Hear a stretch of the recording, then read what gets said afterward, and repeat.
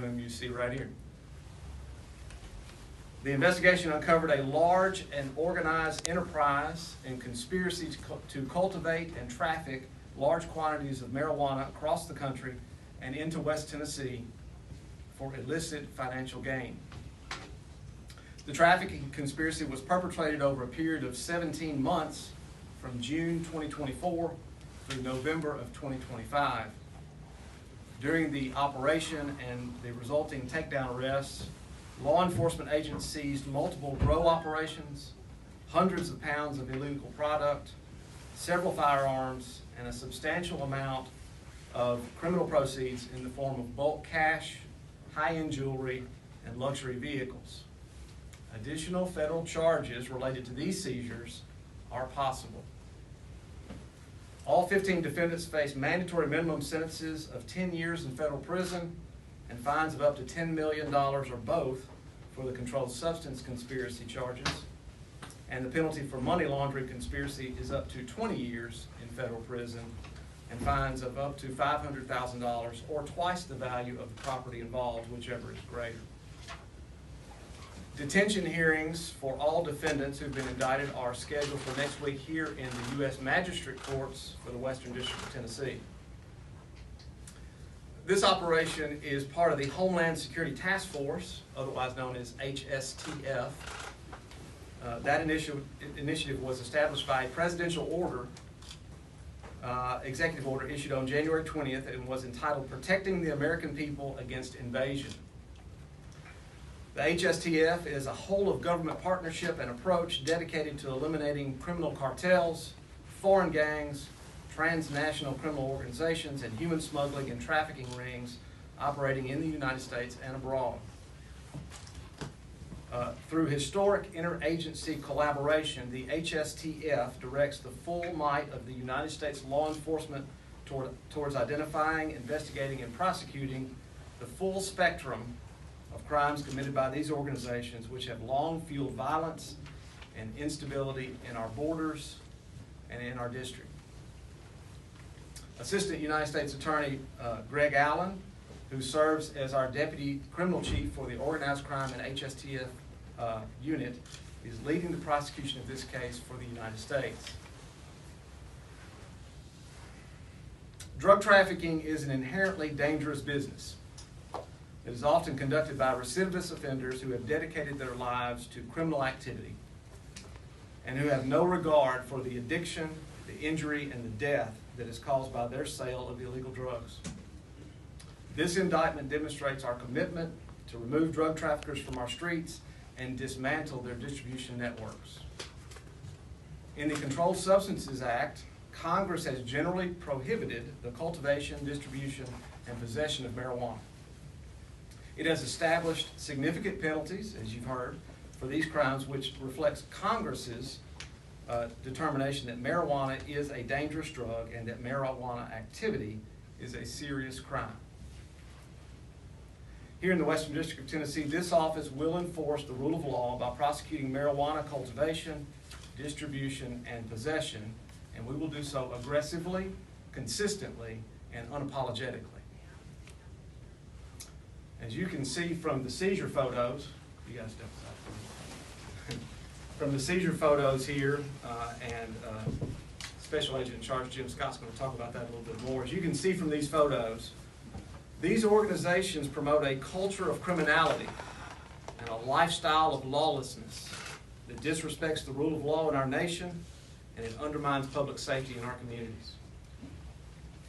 As always, the charges and allegations in this indictment are merely accusations, and the defendants are presumed innocent until and unless proven guilty in a court of law. At this time, I'm going to call on DEA Special Agent in Charge Jim Scott to give some remarks about the operation and these seizures. Jim? Thank you, sir. First, welcome back. We're happy to have you back at the helm, and thank you to you and your team for doing an amazing job on this case. Good morning, everybody. My name is Jim Scott. I'm the Special Agent in Charge of DEA's Louisville Field Division. This investigation actually originated from a narcotics complaint here in the Western District of Tennessee. And ultimately, we were able to uncover a large, multi-state marijuana cultivation and trafficking network with tentacles reaching into communities across our country.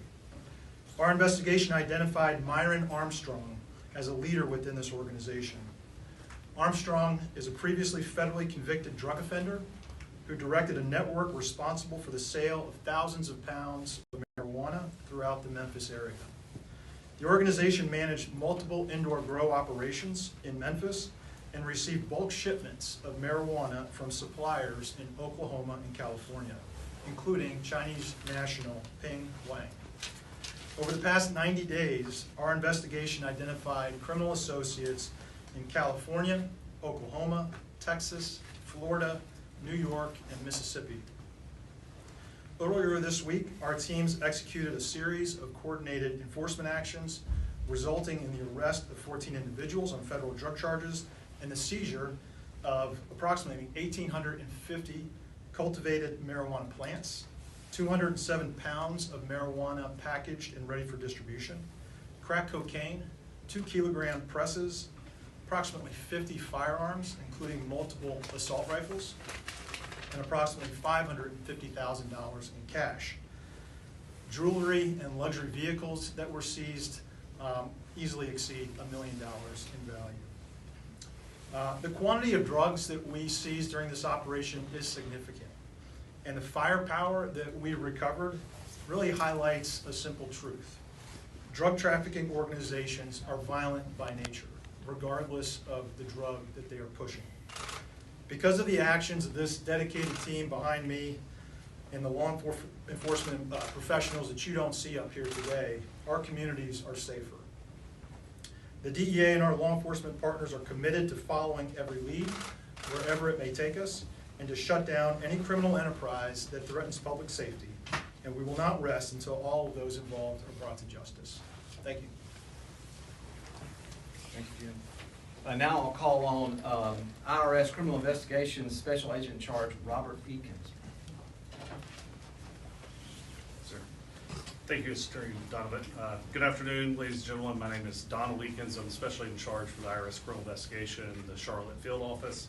I'm proud to be here with our partners to announce the indictment of these individuals for their alleged roles in a scheme to launder drug trafficking proceeds. Cases like this highlight the value of our partnerships. IRS Criminal Investigation plays a crucial role in combating financial crimes while collaborating with our federal partners within the Homeland Security Task Force, particularly those focused on money laundering, drugs, and transnational crime. IRS special agents are skilled financial investigators who can unravel complex financial transactions and money laundering schemes where criminals try to hide their illicit activities. At IRSCI, we're on the front lines protecting taxpayer money and national security through financial crime enforcement. Almost all crime leaves our financial footprint, and IRSCI will continue to collaborate with our law enforcement partners to investigate these types of crimes by following the money and protecting our community by disrupting drug trafficking organizations. Thank you. Now I'll call on Memphis Police Department Assistant Chief Martin Kula for some remarks. Chief. Thank you. Good afternoon. On behalf of the Memphis Police Department, it is an honor to stand with our federal partners, our local partners, and our state partners. This case is a powerful reminder of what can be accomplished when agencies work shoulder to shoulder.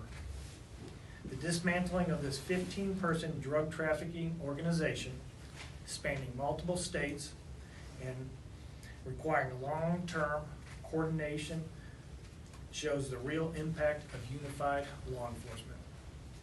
MPD is proud to contribute to these efforts through our partnership with the DEA. By dictating or dedicating task force officers to federal initiatives, we strengthen our collective ability to disrupt criminal networks that threaten our communities.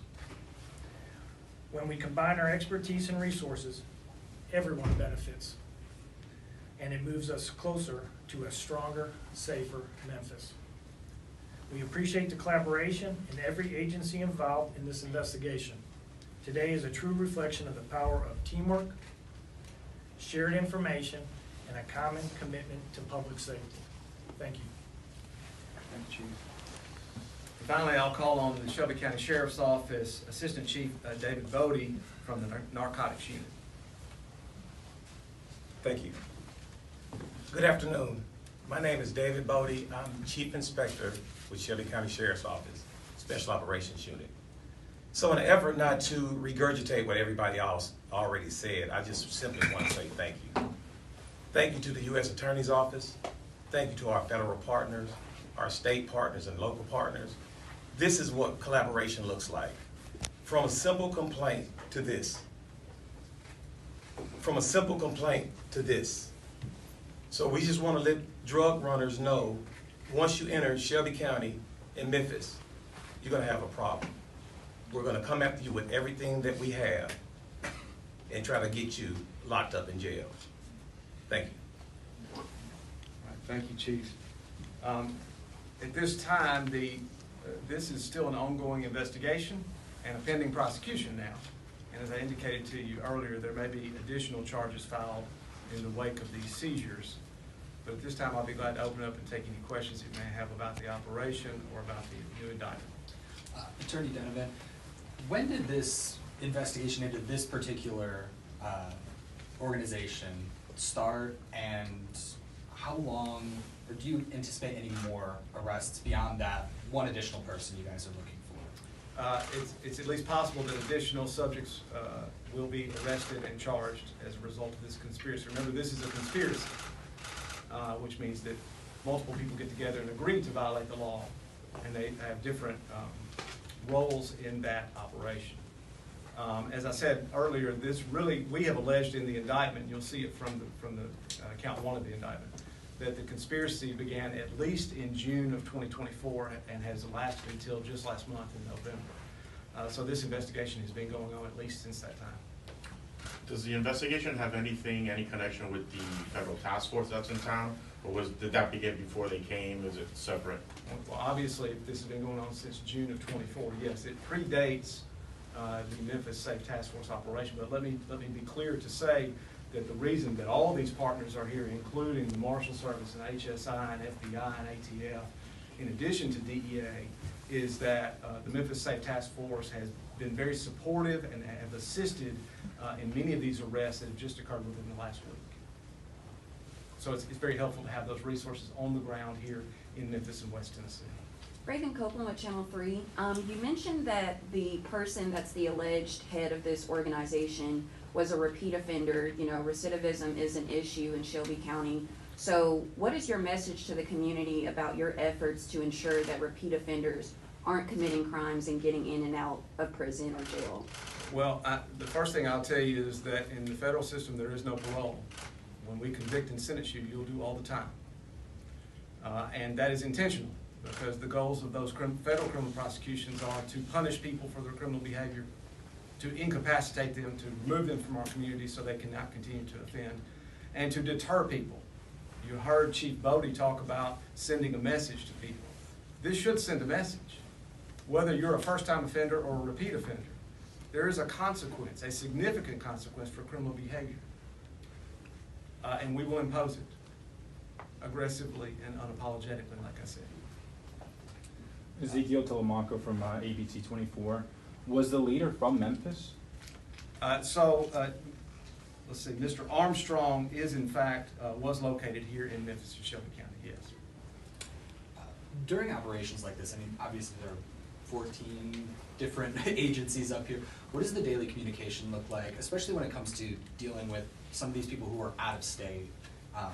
You know, how do you kind of divvy up the work and make sure that all of the information doesn't get lost in translation for them? I'll tell you what I'm going to do. I'm going to call on Special Agent in Charge Jim Scott. DEA led this investigation. Obviously, we are prosecuting the matter, and we're taking all the evidence that they've brought to us and making the charges and now going into court to impose consequences. But I want to let Mr. Scott talk about that question. Sure, and that's a great question. We couldn't do what we do as an agency without the team that you see up here today.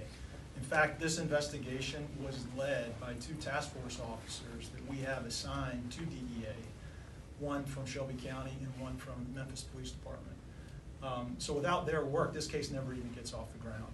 As far as communication, leading up to a large-scale takedown like this, it's crucial, it's everything. We're very lucky in this district that we have those kind of relationships, that we can reach out, we know who to call. They answer immediately, and we can all get together in a room and figure out the best way to do this safely and efficiently. And let me just say, without further describing our methods and our techniques, I will say that AUSA Greg Allen has really kind of been the leader of the prosecution team here in coordinating with these agencies and these agents on the ground, making sure that we're getting the evidence that we need to make the charge. What is the role of the Chinese national who was arrested? Does he have any maybe connection with the Chinese government at all? Can you discuss that a little bit? Jim, would you like to take that? I don't want to go into too many details. I will tell you that he was a supplier of the organization. He's connected to others, so we don't want to go into too many details on that. Do we know where the drugs originated from? Did they originate from Tennessee, or did they come in from another? Both, Tennessee, Oklahoma, other locations. When you say he was connected to others, do you mean others within this organization or other organizations? Well, we look at it as one organization. Obviously, it's got tentacles that reach out to other places, other groups. So that's an ongoing process that we don't want to comment too much on. Yeah, and I would say, suffice it to say that obviously the vast majority of the defendants that we've charged are or were located here with their activity and the grows and the trafficking here in West Tennessee. But we're able to reach out and touch people in California, Texas, Oklahoma, and other places and charge them and bring them to justice here. Because this drug trafficking organization is bringing drugs and violence and guns into our community here in West Tennessee. They're harming our citizens. So we're glad to be part of this and to locate the prosecution here and hold those people accountable here. All right, that looks like that's all the questions that we have.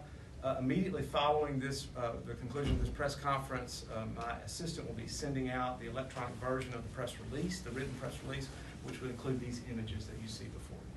All right. Thank you so much for coming. Thank you. All right. What time is it? I met Aaron Jackson last night to go watch the JJK movie. I mean, the first 2 episodes of the